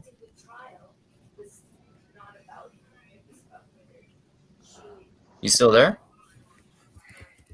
Yeah, my bad. I had the two things going on. Oh, okay. Well, yeah, what I was saying is Bitcoin's doing well. I wish I would have invested more, because I have a pretty good amount of money right now. But I think it's up by like 200% since I put in my stuff. Wow. But, yeah, so. Damn. It's like at 29K right now. Yeah, I heard that it was going up. I didn't realize it was that much. Wow. Yeah, I only put in. I wish I put in more, but I only put in like $30 when it was at like 3K, and now I got like $200 that I made from that $30. So I was like, man, I wish I put more money in here. Yeah, Wow. Shit. All I could say is, hell, I thought that Bitcoin when it first came out was just a fancy way to buy cocaine on the internet, and now it's full-fledged fucking currency. That's fucking crazy. Yeah. It's like booger sugar tokens. Yeah. Whoa, what was that? I don't know, man. That could make like a dope ass fucking beat, though. Yeah. Yeah. I It's just had doing to switch echoey. platforms there. What was that? I just had to switch platforms there. Oh, okay. That's right. Just like the shoes, man. Not those platforms, but I get it. Yo, man. Um, I was yeah, watching Soul Bitcoin. Train. Soul was Train that? was the shit. What's up? I want to get my car work. I want to work on my car more. That's been my pandemic hobby, working on my car. And you've done a good job of it so far. Yeah, I just like 90s era Japanese sports cars because they're cheap, and now they're getting a little harder to find in good condition. But you never go wrong with a Toyota. All their engines last forever, basically. I'll keep that in mind. What are you working on? A Supra? Oh, you know how hard it is to get a damn Supra? No. Like, Supras are expensive. Like, even an old ass Supra with like 200,000 miles on it, there's like, you're gonna spend like 20 grand on that just to buy one. I got Wow. what I call is the broke man Supra, which is a Celica, which is what the Supra model is based on. It's just not turboed out, and it doesn't have like 350 horsepower like the Supra does. And it only has a inline four, and the Supra has an inline six. And yeah, all Supras, unless the thing is beat to hell, you're gonna pay a lot of money because whenever a car gets featured on Fast and the Furious, that car becomes suddenly vastly more expensive. Which is why I wish I kept some of my older cars, because I used to have a 240 SX. Now those are a lot more expensive now than what they used to be. And this is like what, a 30-year-old Japanese sports car, and they were like damn common on the street. Just because it's old now, they're hard to come by. So. Yeah, with my car, I just paid like $1,500. I was like, oh shit, let me get that. Wow. Yeah, it's like, okay, I know I'm gonna have to work on this thing because it's not fully right. Like, there's some shit wrong with it.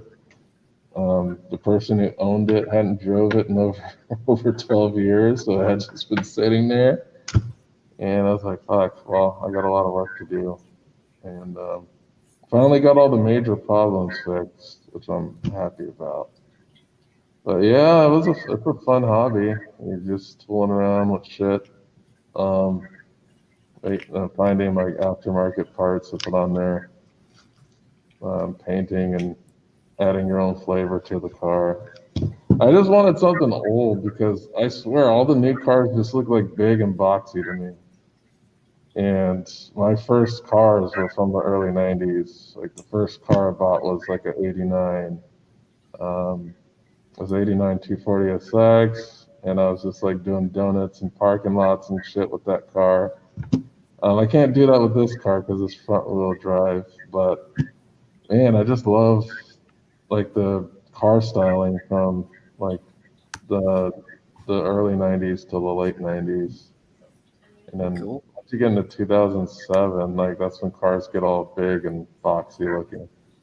Yeah, that does seem to happen a lot of the time now. They're all like they're like kind of car SUV hybrid type things. Well, that and there's been some U.S. regulation that requires the front ends of vehicles to be bigger. So that's Really? why you go back and you look like in the early 90s, you get like these really slim, sleek, cutting edge front ends. That's and that's Oh because yeah. yeah, and you know the whole thing of why cars had pop-up headlights, that was to get around U.S. regulations for headlight height. So Really? yeah, so that's why cars have well, the older cars have pop-up headlights Oh, because okay. they couldn't put the headlights because there are Japanese versions of cars with pop-up headlights, but they just have regular headlights. But those headlights would have been illegal in the United States. Oh, okay. I thought that was like kind of an 80s thing, those headlights that pop up. I just remember seeing it in Scarface. Yeah, it was a reason to get around U.S. regulations for headlight height. Oh, That's okay. all it was.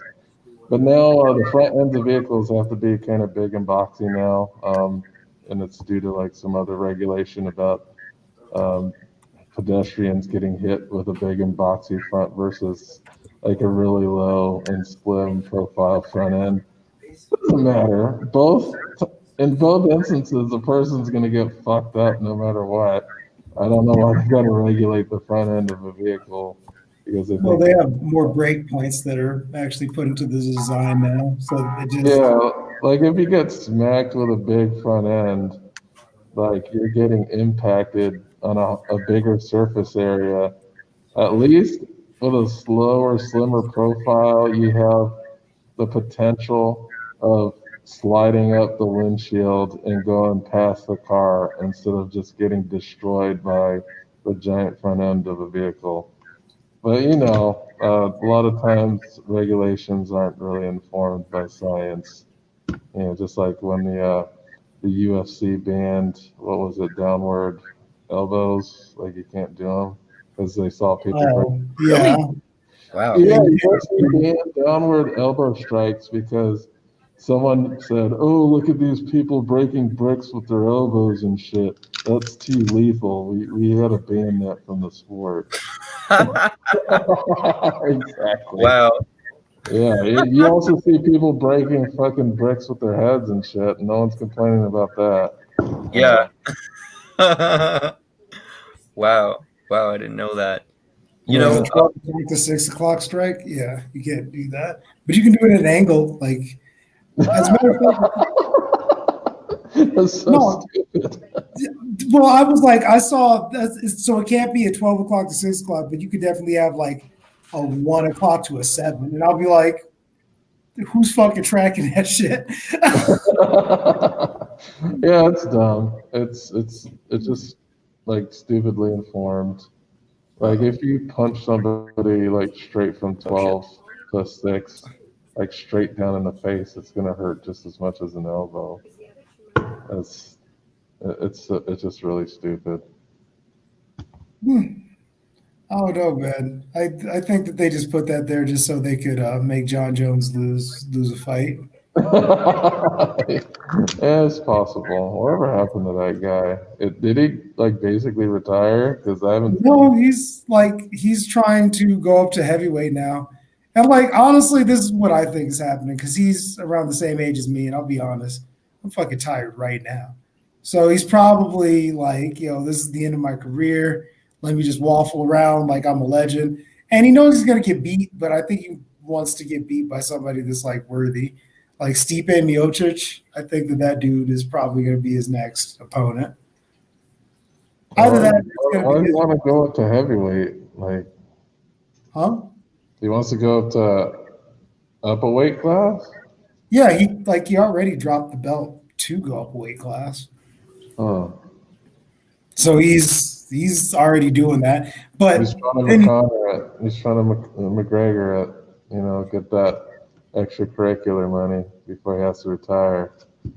Well, the thing is he gave up his belt. Like Conor McGregor was big because he didn't give up his belt when he got his second belt. He was just like, I'm gonna like just have both belts. And that was a big deal. And I mean, Daniel Cormier did the same thing. He had the light heavyweight And and as a matter of fact, people were thinking that John Jones was going to be the first one to do that with the light heavyweight and the heavyweight belt. But yeah, Cormier did it, and then he just dipped after that. But the two, what's up? Cormier stole his thunder. I don't know if that Cormier was just. If you ask me, he was a classier person, a better fighter. I like Daniel Cormier, but I was rooting for Cormier when he was fighting John Jones. I just don't like him. I don't like John Jones. Like has I don't know why, but like when I look at him, and I've met him, he's got like punch big bitchisms. He's got a punch ass bitchism kind of face, and he does like and he does punk ass bitch shit. Like the two fights that would be big for him right now are if he decides to, but he's waffling on both of these. So Israel Adesanya, who is like the last style bender, that dude, like he's pretty lethal as far as his striking style goes. I think that'd be a great fight, but he's kind of like just talking shit to him on Twitter and like not doing anything. And then the other one is Stipe Miocic, which he's not really talking any shit to Stipe because Stipe is naturally a bigger dude. And if that fight does ever happen, like it'll be great, but it won't be as good as the Israel Adesanya fight. So I don't know. I personally think he's just doing shit to just not have to do that Israel Adesanya fight and basically have proven that he can get his ass whooped. And I think he's going to get his ass whooped with the Stipe Miocic fight too, but there's more of an excuse with that. Because Stipe is a naturally bigger dude, so you can kind of go, oh, yeah, like I wasn't used to fighting somebody that big. But Israel Adesanya is smaller than John Jones. He'd have no excuse for getting beat by him, but I think Israel can beat him. I just don't like John Jones at all. Yeah, like I said, he got punched bitches. And he's got like I've seen him a few too many times just do some suspect shit. Like when he started getting popped for fucking steroids, I was like, oh, okay. So you know you're a pretender. You out here faking the funk and you've been doing that shit for a while. I got you. I didn't know that. It was dick pills. Oh yeah. And what did he say? Yeah, he was like, yo, I like to take like party pills and like they have trace amounts of like testosterone in them. And I'm like, party pills with testosterone, eh? Well, he was trying to say that he takes like, the gas station pills that like, get you hard. They're like, yo. All the gas station boner pills? Yeah. Like he was like, yo, man, I was taking that shit, right? And like that was what was in my system. And I was like, you remember I told you that whole thing with Michael Jackson where he said I only had 2 surgeries? I had that same thing where I was like, yo, dog. Word? Like, so what? Do you like, so you take them like before every random drug test? So like it has not like just a trace. Sometimes he had trace amounts and sometimes they're just like, yo, there's not even trace amounts. This motherfucker did that shit. And people find it awkward to have a boner during drug tests. I don't know. Well, maybe that's what his whole thing is. He's like, yo, man, if I just stay ready, I ain't got to get ready. You know what I'm saying? I'm just like, I just take these big pills all the time when I'm just training, whatever. And that's my secret to winning. It's like they feel that hardness on their back. They get like, a little nervous or whatever, and then they just tap out. Is that a gun in my back, or you just happy to see me? Admitted to erectile dysfunction, though. Look, I don't know what listen, man, tell that to John Jones. I don't give a fuck. I'm telling you what his story was about how the motherfucker said he didn't take steroids. I think it's bullshit. I think he was just taking steroids. And he was just like, look, I was in the middle of my cycle. Like, I can't just say I was in the middle of my cycle. So I'll just say, yeah, I take gas station dick pills. There you go. Now everybody feels better, right? I'm still the champ, right? Like that was this whole thing. And if you act like it's more than that, it's like you're an asshole. And like I understand not liking him because that's a punk bitch move. And especially when you're like, yo, man, I know I got popped. Like at least admit that you got popped, or don't say anything at all. If you have to, it's one of those things. If you got a lie, then all you had to do is just go like, if somebody was like, yo, did you get popped for that? Be like, yo, no comment.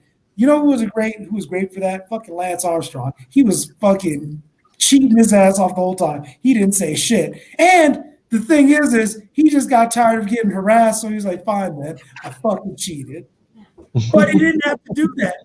All he had to do was just keep his fucking mouth shut, just like the mob, and he would have been fucking legend. And we'd still be talking about him. It's like, yo, remember when it was kind of strange?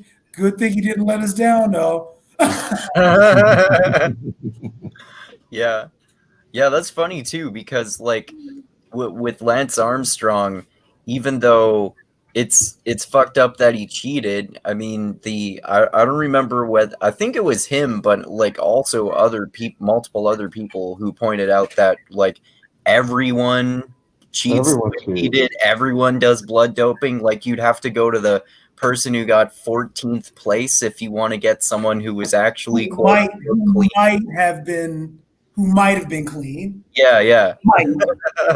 Yeah, like everybody. This movie, right? That documentary, kind of. Yeah, that's a good documentary. I forget what it's called. Icarus. It's Icarus, like the Greek god or Roman god. Yeah. That's a great documentary. Yeah. Oh yeah, dude. Like that goes through the whole cycling journey, like trying to do it natty, and then he even dopes up, and he can't even compete that well, even when he's doping up. Yeah. Yeah, people think that that's like it's like a miracle or it's a magical like shot. Like no, like when you're doing steroids, you still got to put in like mad work. You know, like people just think it's like yo, and then he just took steroids. That's fucked up. He's like not an athlete. I'm like no, you can't just have like that just be your whole day. Like they allow you to work harder and or get more benefits from your workouts. It's not like you can take steroids and then go sit on the couch and eat Cheetos and then just get muscular. Well, it's more than just that. Right. You get to recover faster. Yeah, that's exactly right. It's all about the recovery because you can essentially like you can get strong. Like you could theoretically get up to having an 800-pound squat like naturally, but it would take you literally like squatting at increased load steadily every fucking day and then like cycling that down and all that. When you've got anabolic steroids, you don't have to do any of that shit. It's just like you just lift that day, then you take your steroids, and it's like, oh shit, we're fucking healed. Now it's time to lift even more weight. All right, remember how this used to take like a month to do that? Well, you just did this in like a fucking night. Congratulations. Yeah, that'd be a good way. If you're doing it natty, it would take longer because you have a longer recovery period. So if you were to work out every day, you actually wouldn't see as much benefit because, like if you're doing squats every day and you're not on steroids, you're not recovering. So you're not building your muscles back up in the recovery period. The thing about steroids is you take it and you recover super quick. So you can actually do more intervals of workouts. And not like that recovery period. You know, you're getting gains during that period, so you don't have to do longer rest periods if you're doing it natty. Mm-hmm. That would really help you to do like when I was powerlifting. There was this program I heard about that I never tried because it was too hardcore even for me, even though I was obsessively hardcore about lifting. There's this program called Smolov where you squat 4 days a week for I think it's a month. And like I knew people who did that program, and by like the end of the first week they were like, I fucking hate squats. I never want to squat again ever. And like if you were taking steroids, I bet you could probably actually do that. Well, I'm not gonna toot my own horn, but at the end of my powerlifting training, I was doing squats 4 days a week. Oh, really? Wow. Yeah. I think I've only done them like maybe twice a week at the most. Oh shit! Like every workout had squats in it, so wow. There was no day where I was at the gym where I wasn't doing squats. Oh, okay. How did you do that, man? It's actually it's called 5x5. I don't know. All the 5x5 workouts have squats in it. Like there's no absence of squats in 5x5. Yeah, of You're course. supposed to do 5x5 3 days a week, but I was doing it 4 days a week. Oh, okay. Wasn't it Dorian Yates that like made that popular, like doing like making everyday leg day? Like he was doing like 6 days a week leg days. Was he? Holy shit. That's crazy. Like he was just, but once again, that motherfucker was on steroids too. Yeah. Yeah. Oh, yeah, you can do that if you're on steroids. I mean, he was doing like sets. Good lord, he had like 225, and it was like he was doing sets of 50 with that shit. And I was like, God damn. Yeah, that's too much. That's like that like reminds me of Ronnie Coleman too, who was like one of the biggest bodybuilders of all time, and he was like even bigger than the other top bodybuilders, and he was lifting heavier sometimes too. Like he was 800-pound deadlifts and 700-pound squats and shit like that. Yeah, but Ronnie Coleman is literally the mayor of Snap City. Like there is nobody more snapped up than he is. Yeah. Oh my God, man. When I saw that dude and I was like, yo, his hip is displaced, and that motherfucker still wants to go out and lift weights. That's dedication. Yeah. He's had like what 7 back surgeries, and he still works out, and he still wants to like work out more. I think his spine is like completely fused. Yeah. Yeah. That's crazy. Well, I remember he was on Joe Rogan. He was like, "Yep, they done fused my they fused my lumbar spine with my cervical spine." Be like, "Isn't that the shit up here? Yeah, they fused that to the shit down here, and that's how I live now." And he just went like, "Okay," and then he's like, "Is that painful? Yeah, but I still got to get my loads in. I still got to work out." I was like, "Fuck that." Forget that. That'd be into my lifting days. Or at least I think, I don't know, maybe if I was dedicated to it like that, but. And he snapped himself up by doing an 800-pound squat. And he was like, and I used to do that shit all the time. And I was like, listen, man, there's no muffin. I don't care how big you are not designed to just on a regular basis load up 800 pounds on your fucking neck. That's crazy. Yeah. Yeah, man. I was about to say, that's like a hydraulic lift that they use to like lift up cars and shit. That's not supposed to be a fucking Yeah, man. You're like lifting up smart cars all day. It's like, fuck, man. Man, like even strongman competitors, like when they're preparing for a strongman, they go like 100 or like even 200 pounds less than what they're like if we're talking about deadlifts or squats. If they're trying to do like a world record deadlift or squat, they go like 100 or 200 pounds less than that at least in training before they max out at the powerlift or at the strongman competition. Oh yeah, I mean the thing about it is he was Mr. Olympia 8 times in a row because he was a freak, and he really was. He really, like when you like hear the stories about what he would do in the gym, you're like, yo, that's somebody that's not well. Like, yeah, man. Like they were like he would take HGH and do his cycle, and then he would eat like nothing but chicken and like I've heard about bodybuilding like diets, and if you do that shit strict, it's essentially you're packing in calories, but you guys have powerlifted before. You're doing it and you're kind of forcing yourself to do it. Like there's no joy in it. There's nothing on the shit. It's just you just mashing things into your face and going, need calories for grow is what you're going like.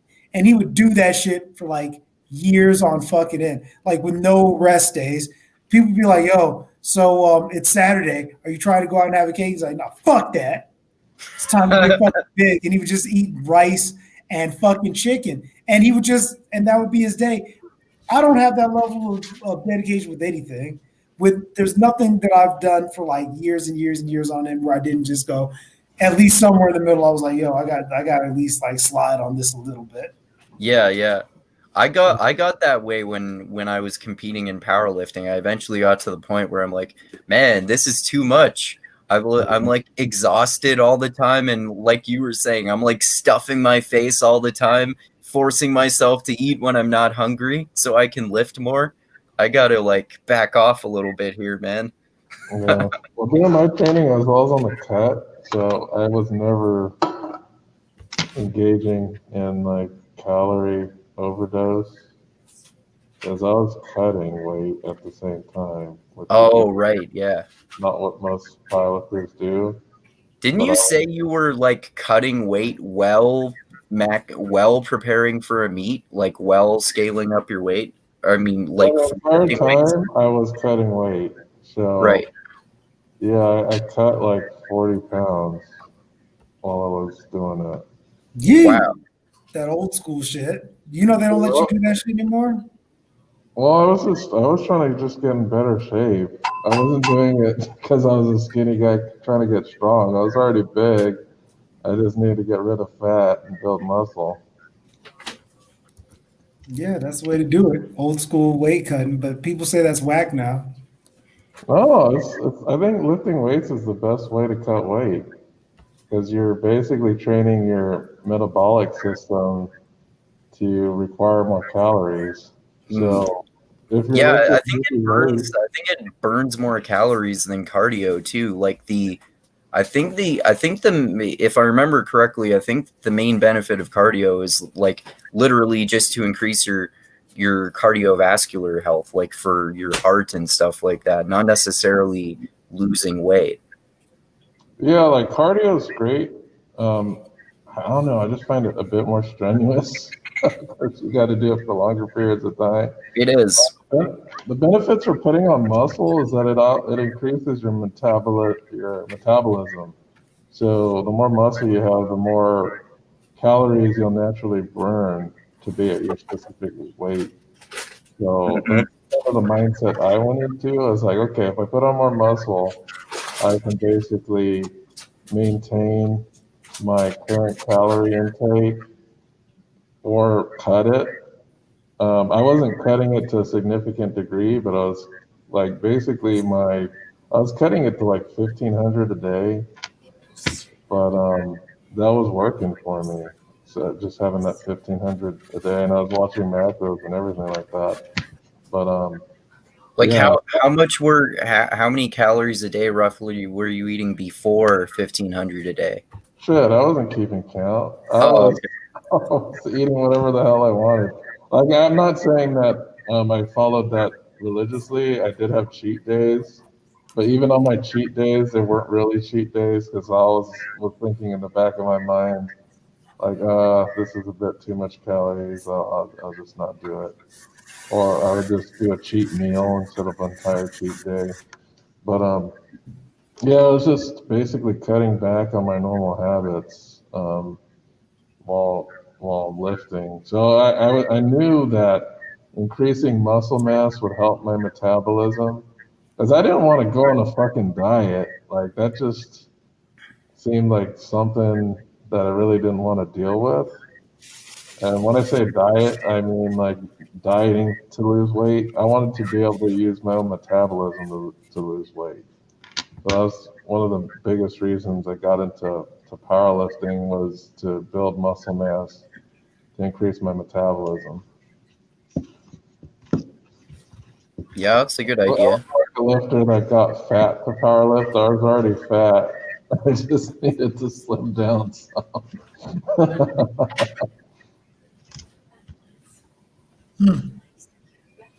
Yeah, that's a good idea, man. I think I think if I remember correctly, I think like something like CrossFit or something like that, like high intensity intervals of some kind, even if we're talking about like sprints or like doing some other sort of cardio. I think high intensity intervals in general, if I remember correctly, are the best way to lose weight. But I mean, like lifting weights in general, like I said, that like because of your metabolism, like you were talking about, I think that's better for lifting weights than actually doing cardio, like I was saying. Yeah, cardio is just yeah, cardio is great. It's just I hate cardio.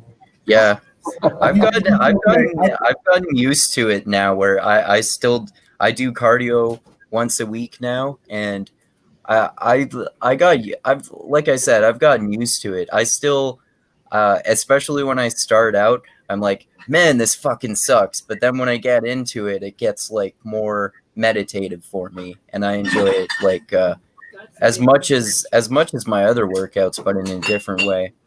Mm. And like the thing about cardio is I think everybody loves cardio. It just depends on if you find the cardio that you love. Like for me, I actually like doing longboarding. Like that's my cardio. Like I can longboard for like literally hours if I ever cared to, just because I like doing it. And that's like cardio, but it doesn't feel like it's cardio. So if you can find something like that that's just like cardio without being cardio. And before that, I used to fight. So I did a lot of jump rope. And that was like the cardio that wasn't cardio for me. So if you can just find something that you like, just like doing that, burns the calorie, but you just have to like doing it.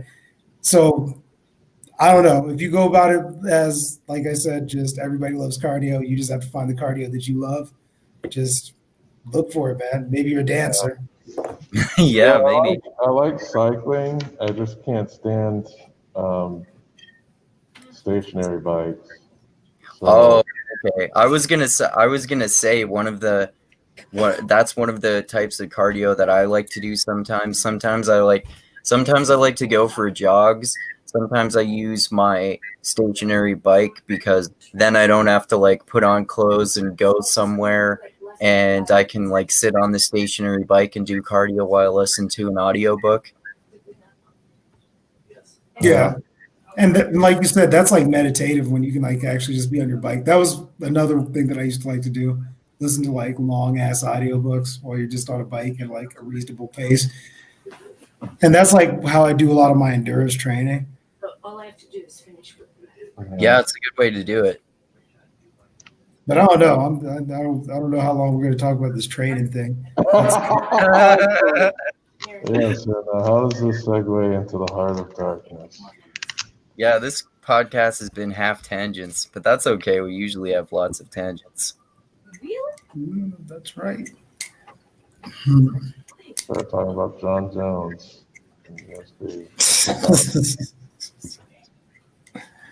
Yeah, man. Dude's fucking crazy. But anyway, I don't know, guys. I'll be honest. I don't really have anything else to say. Okay. Yeah, I gave it a 3 out of 5 on Goodreads. I wrote a review. My review is basically the same thing I iterated earlier. That Scott Brick sucks, and Yeah.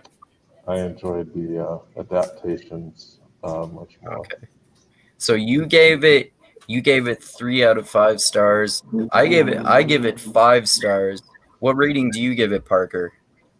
I'd give it a 4.5 out of 5, just because I think a lot of the ideas it has, and it's perhaps it could be expressed a little bit different, and that's the 0.5 that I'll give it. But it was a very layered book, and I even liked the fact that you had the introspection of the colonial, I guess. Well, what could you say that he was? The extractor of the resources. You could say that he's also somebody that was being the pernicious protagonist. Yeah. Yeah. I would say that just getting in and just seeing the capitalist mind and seeing the way that people kind of looked at suffering as almost a necessity to capitalistic and colonial gain, and the ramifications of that. That's something that could be explored a lot for times to come. So yeah, I definitely enjoyed it. Cool. All right. Well, yeah, we can end it here then. And so, I was thinking about some possibilities for our next chat. Actually, have you read Dune before, Parker? Dude, that's been a long time ago. Yeah. Because I would. Like Dune was like, I think I read Dune when I was like 12, man. Oh, okay. Because I've been reading the series, and Dusty recently reading some of them too, and I saw that David Apps or Absolute, who's our my friend from Mixed Mental Arts who lives in Australia. I saw that he recently read the Dune book, and he's been on the podcast a couple times. So if you want, we could talk about Dune next and include him. Or I was also thinking, because I know relatively recently you read The Hitchhiker's Guide to the Galaxy, Dusty, and I was talking when you read that about how that series is one of my favorite series, and I've read them multiple times since I first read them when I was a kid.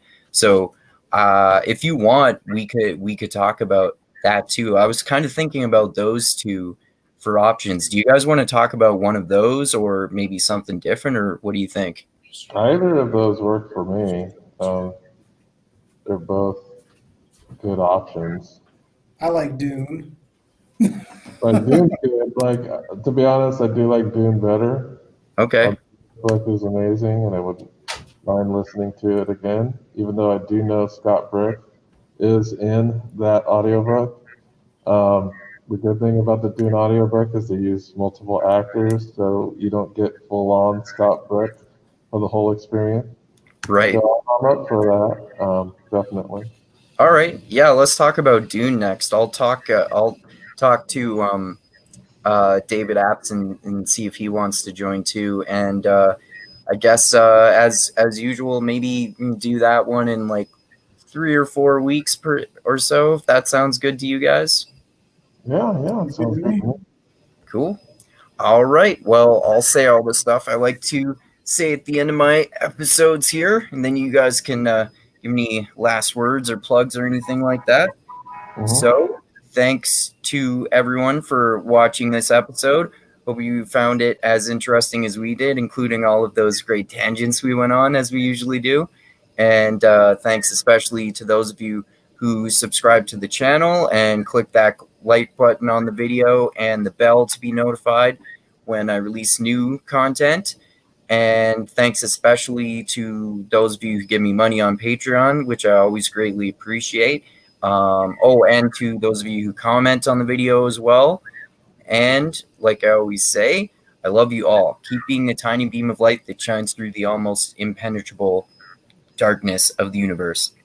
And most importantly, always remember this: the funk cures all, and groove is in the heart. And read Heart of Darkness. It's awesome. All right. So, any last words you guys want to say there, or any plugs or anything like that before we end it there? Yeah. Well, yeah, of course, I got the Woke Centrist channel, and then we're going to talk about next week, right? The Planet of the Humans. Yeah, we're going to talk about Planet of the Humans on your channel next Saturday, right? That's right. So we're going to talk about that documentary, and I took some pretty good notes on that. And then next week after that, I was thinking about going ahead with the second part of Crown of Swords. Do you think you want to go ahead and do that? And then we can let Tristram know that in 2 weeks we'll conquer that second part of the book. Yeah, good idea. Good idea. Alrighty. But yeah, that's it. Just like and subscribe, Andrews. Make sure you hit that little bell thing so that you get all the notifications and every time he produces content.